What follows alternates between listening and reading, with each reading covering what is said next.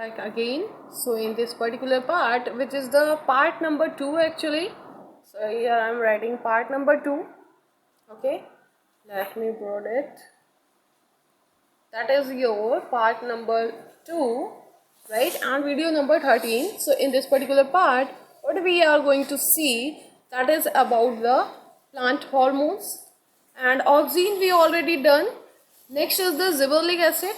So in auxin, what we see, that auxin is just responsible for the growth of the stem and the root, as we say, growth of the shoot apex and the root apex, and their function is also seen in tropism, that is the phototropism and the zeotropism. So let's start this chapter. That is your topic. I will show your topic. Wait. So here you can see your topic, that is the gibberellic acid or the gibberellins, right? So in this particular part, what we see, gibberellin. What is the function of gibberellin? As you see on the screen, it is show that one plant and one pot is untreated with the gibberellin, another is the treated with the gibberellin. So in this picture, you can easily receive what I want to say. That is that gibberellin, when you are going to treat the plant with the gibberellin, then the size of the node and the internode is going to increase.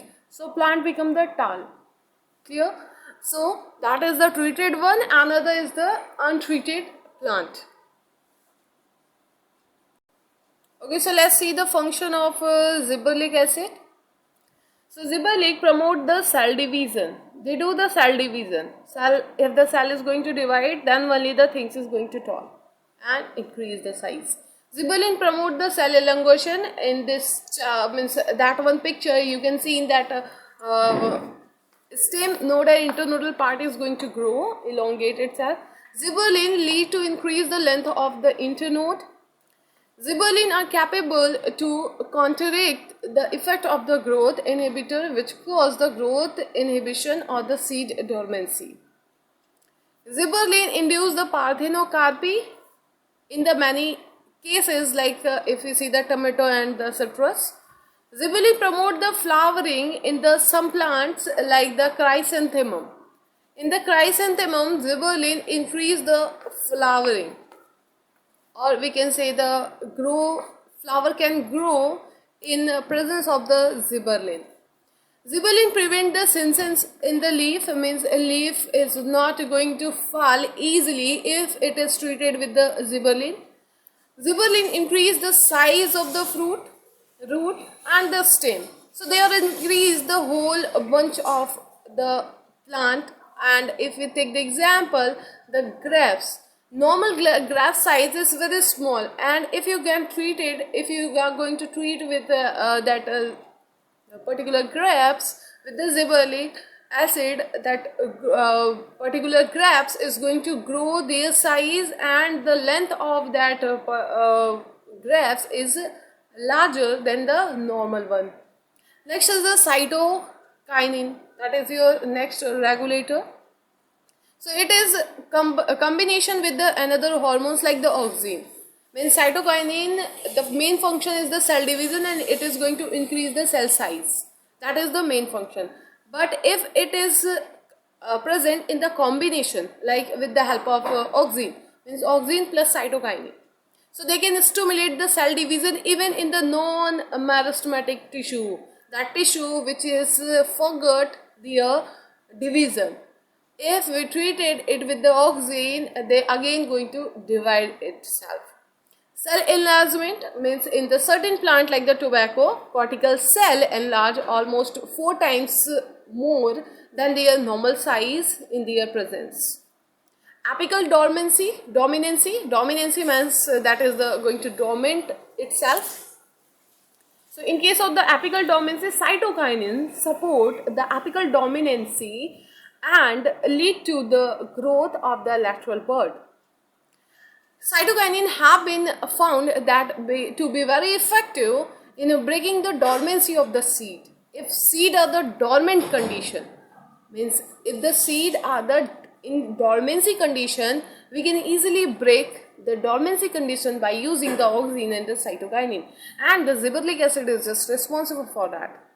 So cytokinin have been found to be very effective in breaking of the seed dormancy, and in some cases cytokinin have been found to affected in the inducing the flowering also, means for increasing the flowering. Next is the ethylene and abscisic acid, that is coming under the growth inhibitor. So ethylene are present in the gaseous form, that is the gaseous phytohormones, and it is basically a growth inhibitor and bring about the following function in the plant body. The first one is that ethylene inhibit the root growth and develop the lateral bud. Okay, that simply inhibit the root growth and develop the lateral bud.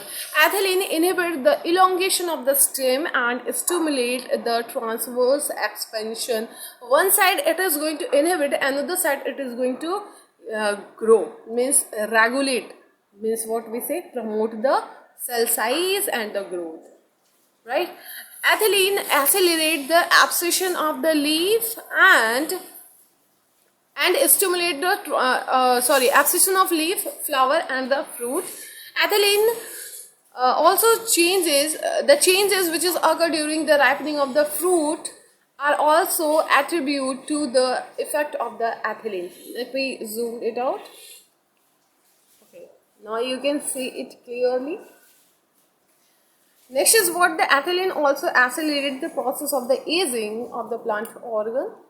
Artificial application of the ethylene of the plants like the cucumber, which bears the unisexual flower.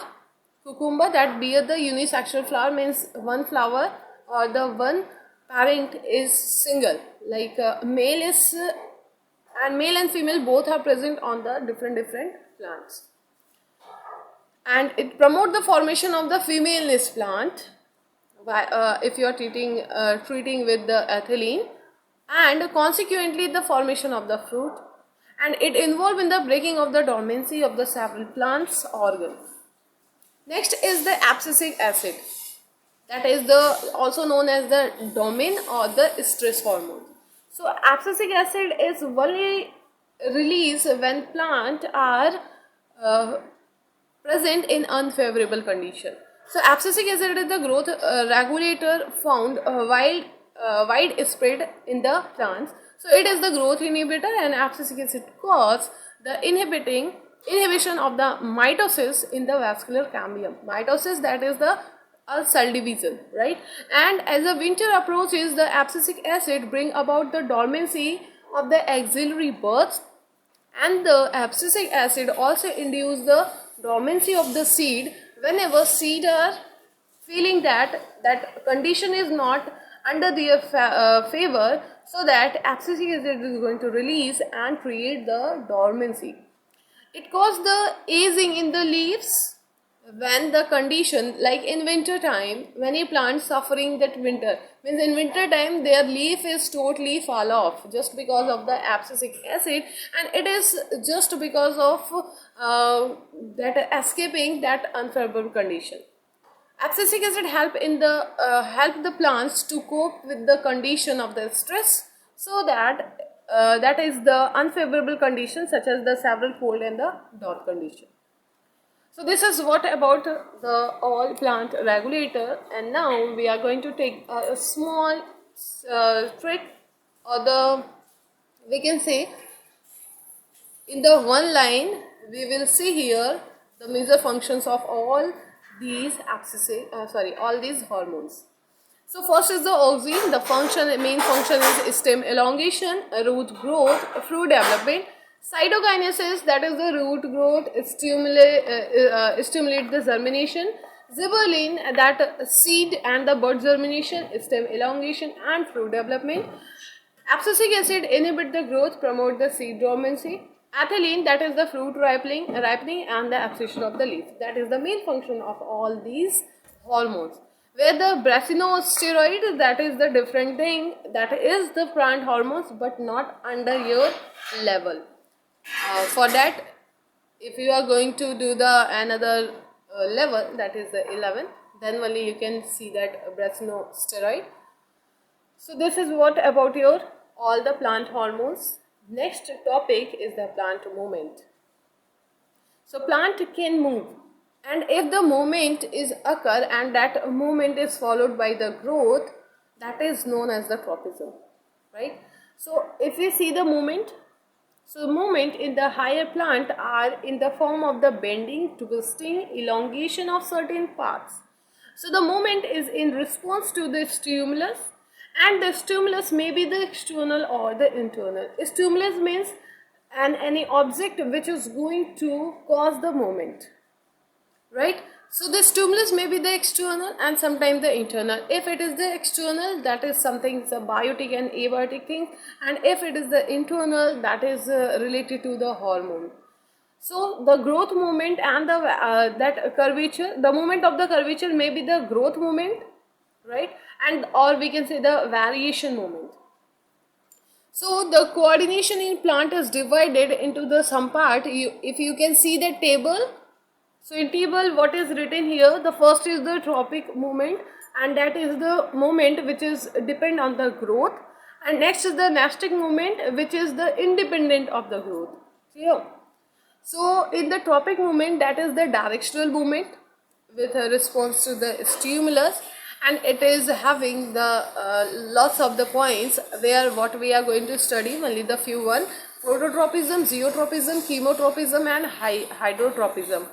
In phototropism, that is going to sense the light one, means that movement toward the light. Zeotropism, movement toward the gravity. Chemotropism, that is the movement toward the chemical, and hydrotropism, movement toward the water. And if we see the tropism simply, so the meaning of tropism is the what? That plant growth or turning in the response to the environmental stimulus, that is the condition that affect the plant growth. So it may be the phototropism, zeotropism, thigmotropism, which is the three main types, and another is the hydrotropism, zeotropism and the thermotropism. So tropism can be two types, negative and the positive. If it is if it is the positive, it regulates the growth toward the stimulus, and if it is the negative, so the growth is away from the stimulus. So in this picture what you see, that growth is occur towards the light, another you can see that growth occur toward the gravity. And if we take the example as the phototropism, so the shoot part is going to grow towards the light, right? And if we consider it as the gravity, so it show the negative stimulus, means negative phototropism, and in first case it show the positive phototropism. Tropism is the plant response to the external stimulus. Phototropism, plant response to light. Hydro, response to water. Zeo or gravitotropism, response to gravity. Thigmo, that is response to the touch. So things is again written here. The definition: the movement of the plant in direction of the stimulus is known as the tropism, and that is depending upon the different categories, like the phototropism, that is the bending of the plant towards the light when a growing plant is illuminated by the unidirectional light. So in this picture you can see that sun is going to face the plant at from the tip, so the plant stem is totally erect. But if it is the coming from the one direction, that is the unidirectional, so the plant is going to bend toward the light. Clear? And why it is happened? And this has happened just because of the presence of the auxin, right? So here you can see this one part, that is the auxin distributed uniformly, so that it is totally erect. And when a light is coming from the next direction, means you can see from this direction light will come, right? So the all things which where we can see now here, wait, so if we take the example like this one, so the gibberellin is present in equal amount, 50-50%, right? 50-50%, because sun is just on head or the tip of that plant. If it is just give the rays from another direction. So in this particular direction, the all the parts of that plant, means that is going to bend on this side, and when it is going to bend on this side, that's mean on the darker region the auxine is going to germinate, or sorry, the auxine is going to secrete, means on this one part the auxine is going to synthesize, so that this one part having the lots of enzymes, so the growth is more, and when it is that site is going to grow, it is simply bend itself, right? So that 50% is now become the 70-30%. Clear? Next is your zeotropism, that is the downward movement of the root in response to the gravitational force. So this is the picture you can see. If you just putting the pot opposite direction, and that direction also the stem is going to towards the light, means that photo, and the root is going to germinate towards the gravity, and that is the picture you can see on the screen. First, second and third, that is going to show the gravitational or the gravitotropism. Next is your chemotropism, that is the movement due to the chemical stimulus as seen during the pollen tube growth. Whenever pollen tube is going to grow, you can see in this picture. So that is the carpel of, or we can say the stigma, style and ovary. All three are there, that is the female part, and the pollen grains are the male part. Whenever the pollen are going to land on the stigma, that pollen and the stigma both are going to do the dialogue, chemical dialogue, and that chemical dialogue is just selecting the desirable pollen grain. So whenever they are going to select, they release the chemical, and that chemical is just act like the messenger, and that give the message to the style and pollen grain also to germinate the pollen tube. So that tube is just running throughout your style, stigma to style, and finally entering in your ovule, and in ovule we have the embryo, and embryo having the egg, and the fertilization going to occur. So this is the chemotropism example. Next is what? The thermotropism. That is not included here, but we are going to study it here. So in case of the thigmotropism, that is the tendency of the plant or the organism bend toward the heat, right? That is, you can see the example is written here. Rhododendron leaves is in response to the cold temperature. That externally it is the cold, so that leaves is going to downward, right?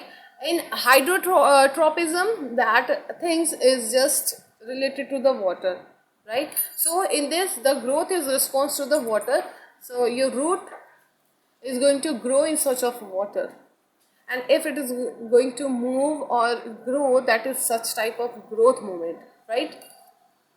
Chemotropism you can see here, means we already studied. Nesting movement, that is the turgor or the variation movement. So in this particular movement, that is due to the turgor changes induced by the external stimulus.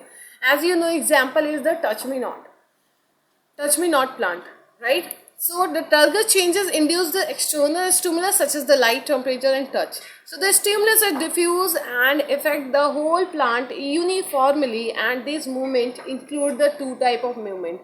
One is the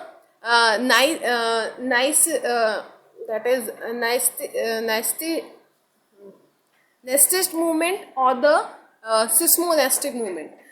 First is the nestic movement, that is the variation of the position of the flower and the leaves of the many plant in the day and the night condition, which is the sleep movement, and that is example is the photonestic movement of the leaf of the oxalis. Next is the seismonestic movement, and such a movement occur in the response of the touch.